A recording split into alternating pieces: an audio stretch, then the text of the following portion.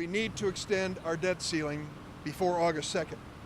What's at stake here is the reputation and credit rating of the United States of America.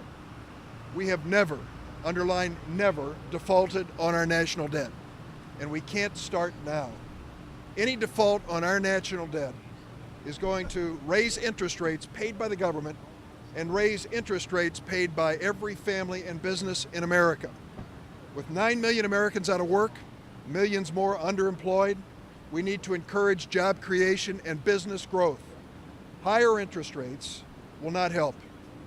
This is a self-inflicted wound.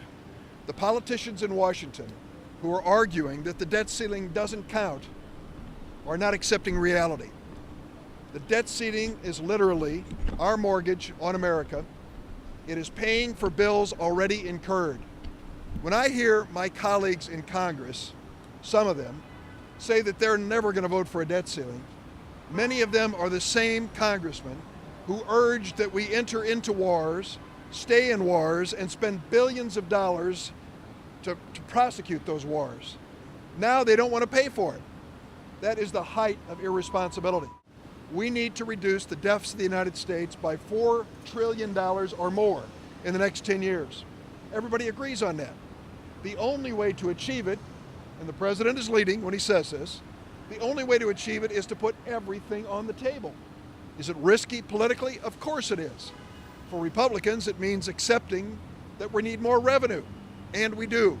For Democrats, it means we're going to engage in a conversation about entitlement programs which make a lot of families and individuals nervous. But we can do this in a responsible way. At the end of the day, we can have a stronger Social Security system. We can have a Medicare system that is going to continue to make critical payments for seniors and the disabled. We can have Medicaid for the poorest among us, and we can have new revenue coming from people who can afford to pay it. These talks with the president broke down in the White House this week when the Republicans basically said, we will not allow you to impose 1 penny of new taxes on the wealthiest people in America. That's unfair. If we are asking sacrifices of individuals and families across this country, certainly those who are the most comfortable, the most well-off, should be willing to pay their part. I think we can still come together.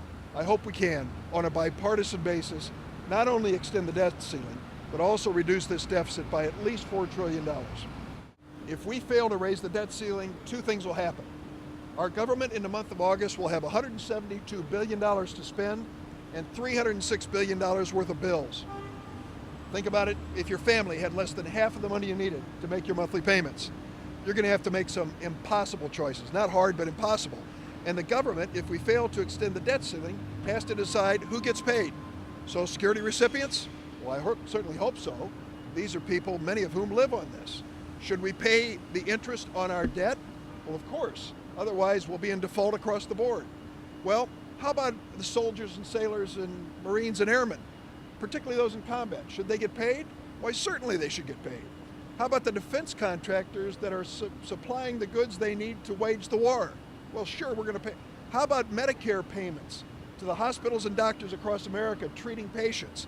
When you go through the list, you realize there are nothing but difficult and impossible choices. That's the first problem in not extending the debt ceiling. The second problem is that first week after we fail to extend it, we need to float $100 billion more in borrowing. Who's going to loan it to us? At what interest rate?